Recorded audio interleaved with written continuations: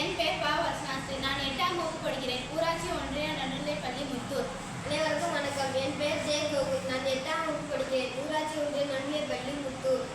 நான் எடுத்துக்கொண்ட பிரச்சனையின் தலைப்பு எர்த்குயிக் அலாரம். இது நிலநடுக்கம் லேசாக ஏற்பட்டோடனே நம்மளுக்கு ஒரு சத்தத்தை கொடுத்துரும். சத்தத்தை கொடுத்தோடனே இங்கேருந்து நம்ம வேறு இடத்துக்கு போய் தப்பிச்சு போயிடலாம். உயிர்கள் பொருட்கள் எல்லாம் சேதமடையாமல் இருக்கும். உயிர்களையும் காப்பாற்றிடலாம், பொருட்கள்லையும் சேமிச்சிடலாம். இதை எப்படி செஞ்சோம், இது எப்படி ஒர்க் ஆகுது அப்படின்னு நம்ம பார்க்க போகிறோம்.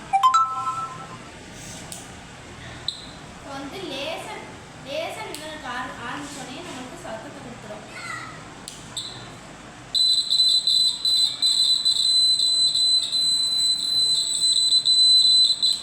சத்தத்தை கொடுத்தோன்னே நம்ம இந்த இடத்துல இருந்து வேற இடத்துக்கு தப்பிச்சு போயிடலாம். 20,000 எக்ஸை விட அதிக அதிர்வெண் கொண்ட ஒலி மீயொலி எனப்படும்.